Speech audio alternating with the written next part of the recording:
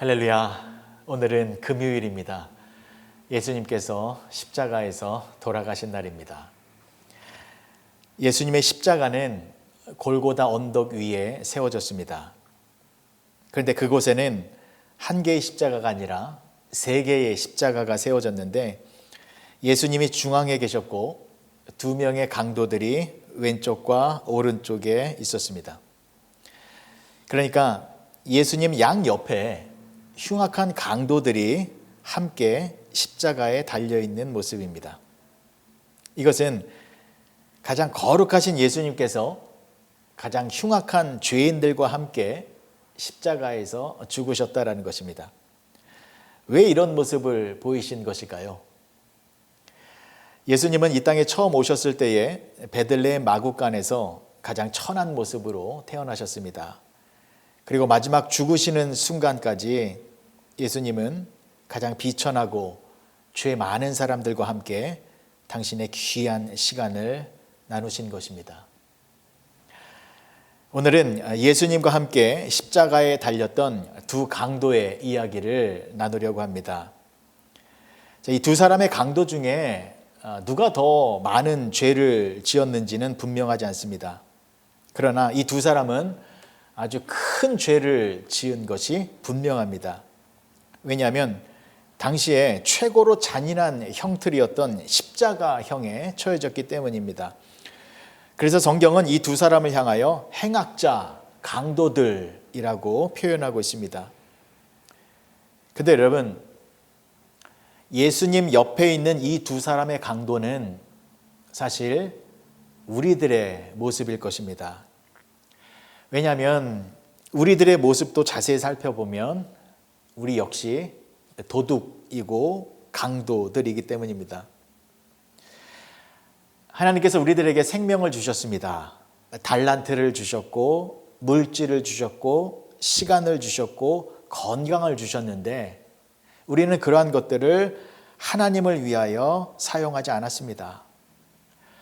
여러분, 우리가 가지고 있는 모든 것은 하나님이 주신 것입니다. 하나님이 주인이십니다. 우리는 청지기일 뿐입니다.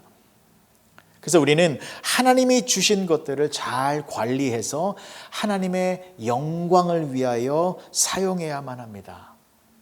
그런데 하나님께서 주신 것들을 나의 이기적인 욕망과 목적과 욕심을 위하여 사용했습니다. 그러므로 우리 역시 영적인 도둑이고 강도들입니다. 그래서 예수님 옆에 있는 이 두 명의 강도는 우리들의 모습이다라는 것입니다.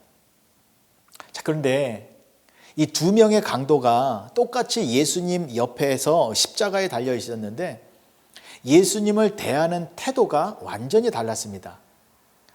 왼편에 있는 강도는 예수님을 조롱하고 비방했습니다.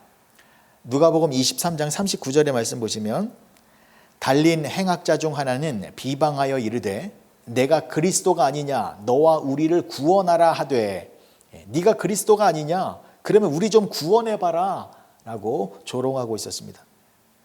그런데 오른편에 있는 강도는 다른 모습을 보여주었습니다.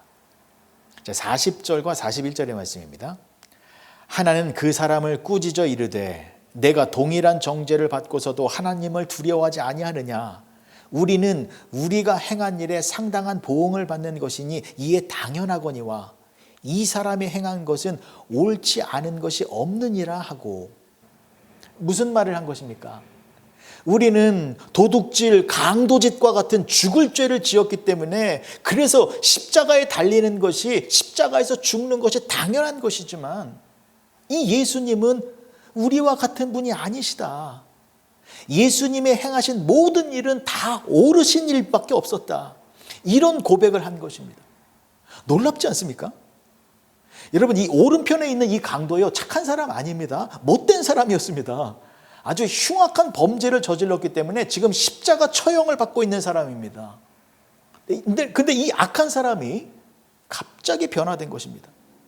자신의 죄를 깨닫고 예수님이 하나님의 아들이시고 선하신 분이시다라는 것을 알게 된 것입니다. 그러면 무엇이 오른편 강도를 변하게 한 것이었을까요? 그것은 십자가 위에서 보여주신 예수님의 놀라운 사랑과 용서의 모습 때문이었습니다. 누가복음 23장 32절에서 34절까지의 말씀입니다. 또 다른 두 행악자도 사형을 받게 되어 예수와 함께 끌려가니라. 해골이라 하는 곳에 이르러 거기서 예수를 십자가에 못 박고 두 행악자도 그렇게 하니 하나는 우편에 하나는 좌편에 있더라. 이에 예수께서 이르시되 아버지 저들을 사하여 주옵소서. 자기들이 하는 것을 알지 못함이니이다 하시더라. 그들이 그의 옷을 나눠 제비 뽑을세. 자, 십자가 위에서 예수님께서 뭐라고 말씀하셨습니까? 아버지, 저들의 죄를 용서하여 주시옵소서. 지금 저들은 무슨 일을 하고 있는지, 무슨 일을 저지르고 있는지 알지 못하고 있습니다. 예수님은요, 자신을 십자가에 못 박은 저 원수 같은 사람들을 용서해달라고 기도를 하신 것입니다. 십자가 고통은 인간이 느낄 수 있는 고통 중에 가장 극심한 고통입니다. 그 견딜 수 없는 고통을 주고 또 예수님을 비웃고 예수님을 조롱하고 예수님을 향하여 침을 뱉고 있는 그렇게 도저히 용서할 수 없는 저 무리들을 향하여 예수님은 저들의 죄를 용서해달라고 기도를 하신 것입니다. 이 기도는 하나님의 아들이 아니고서는 할 수가 없는 기도입니다. 그리고 이러한 모습은 하나님의 사랑이 아니고서는 도저히 보여줄 수 없는 모습입니다. 이 놀라운 기도와 사랑의 모습을 오른편에 있는 강도가 보았습니다. 그 모습을 보고 이 강도는 예수님은 하나님의 아들이시구나 라는 것을 알게 된 것입니다. 그래서 오른편 강도는요, 예수님께 이런 부탁을 합니다. 42절의 말씀입니다. 이르되 예수여, 당신의 나라에 임하실 때에 나를 기억하소서. 예수님께서 천국에 들어가시게 될 때에 자기도 기억해 주십시오 라고 부탁을 한 것입니다. 이에 대하여 예수님께서는 이렇게 대답해 주셨습니다. 43절입니다. 예수께서 이르시되 내가 진실로 내게 이르노니 오늘 내가 나와 함께 낙원에 있으리라 하시니라.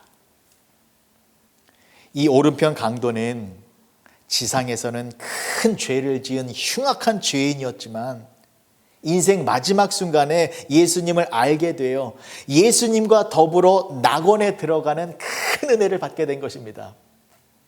여러분, 이것은 참으로 놀랍지만 그러나 너무나도 재밌지 않습니까? 예수님과 더불어 천국에 들어간 최초의 사람은 베드로나 야고보나 요한과 같은 예수님의 수제자들이 아니었습니다. 누구입니까? 일평생 못된 짓만 골라 했던 이 흉악한 강도 한 사람이 예수님과 함께 천국에 들어간 첫 번째 손님이 되어진 것입니다. 그래서 어떤 신학자는 이 구원받은 우편 강도의 이야기가 기독교 최초의 설교이다라고 말을 하였습니다. 왜냐하면 예수님의 제자들은 예수님께서 십자가에 달리실 때에 다 도망갔습니다. 왜 도망갔냐면 십자가를 통한 구원의 진리를 몰랐기 때문입니다. 예수님의 제자들은요, 메시아가 버림을 받고 메시아가 고난을 받고 메시아가 십자가에 못 박혀 죽어야 한다라는 사실을 도무지 이해할 수가 없었습니다. 그래서 십자가에 못 박혀 죽으시는 예수님을 버리고 자기 목숨 살기 위하여 뿔뿔이 흩어졌던 것입니다. 그런데 전혀 엉뚱하게도 우편 강도 한 사람, 이 사람이 십자가에 달려서 무기력하게 돌아가시는 이 예수님이야말로 진정한 메시아이시다라는 것을 깨달은 것입니다. 놀랍지 않습니까? 그렇다면 이 우편 강도는 예수님이 메시아이시다라는 것을 어떻게 알게 된 것이었을까요? 그것은 예수님과 함께 있었기 때문입니다. 예수님의 십자가 옆에서 함께 있었기 때문입니다. 그리고 더 중요한 것은 나도 죄인입니다라는 고백이 있었기 때문입니다. 예수님이 죄인이 되셔 십자가에서 죽는 것처럼 나도 죄인의 신분으로 예수님과 함께 십자가에서 죽습니다. 이 고백이 있었기 때문입니다. 사랑하는 성도 여러분, 십자가의 우편 강도의 모습이 우리의 모습이 되어야 합니다.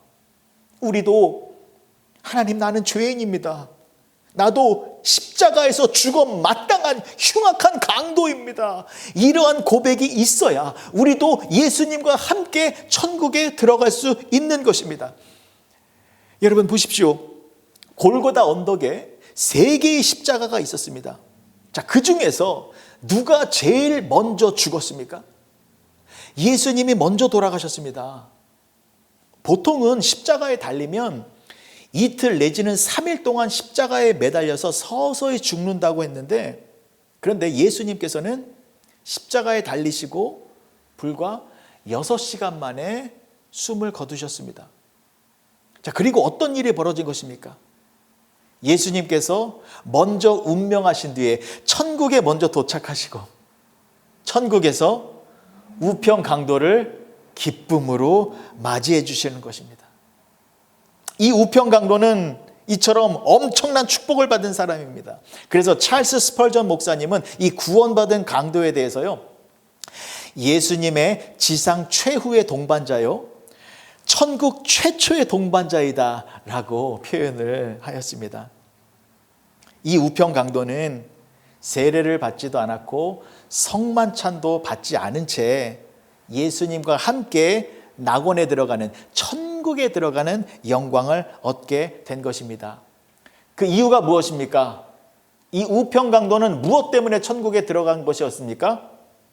예수님을 믿는 믿음 때문이었습니다. 100% 믿음 때문이었습니다.